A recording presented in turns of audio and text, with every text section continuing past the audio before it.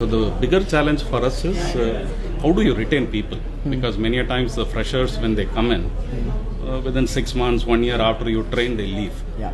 So that has been a big challenge which we are still trying to address. We are thinking of looking at some kind of a retainership, at least 3 years. Won't work. Huh? Won't work. I don't know. So I'm just saving you time. Yeah. Okay. Fine. So that's why I was just trying to figure out how do we do this. So I want you to understand this. The world of business has seen 3 generations: the Industrial Revolution, the Information Revolution, and now we are in this revolution called the Social Revolution. Industrial Revolution, people took a job for survival. They wanted basic necessity of roti, kapda, makan.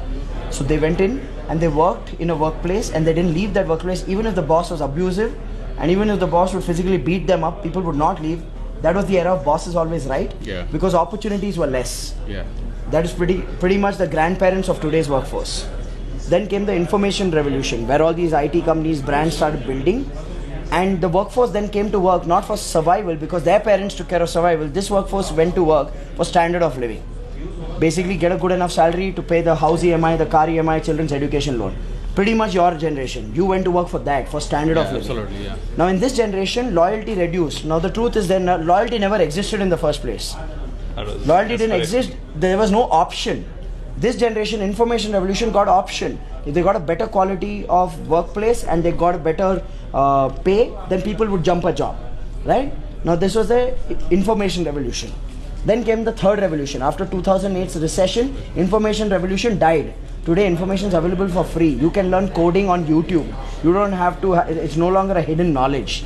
So you need to understand, now we live in a digital revolution or a social revolution where everything is social, which means today's workforce, they don't care about survival. Their grandparents took care of that. They don't care about standard of living. Their parents took care of that. Even the labor does not care about standard of living anymore, because even labor has Dish TV and Tata Sky in their house.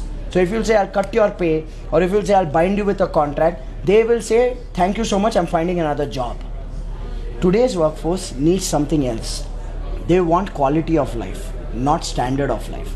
Standard of life, parents took care. Today's workforce is thinking quality of life, which means quality of workplace, which means quality of job, quality of environment, quality of role, opportunity, learning and rewards, all of that. Unless you don't have a mechanism for that, you will always grapple with this retention challenge. See, the whole thing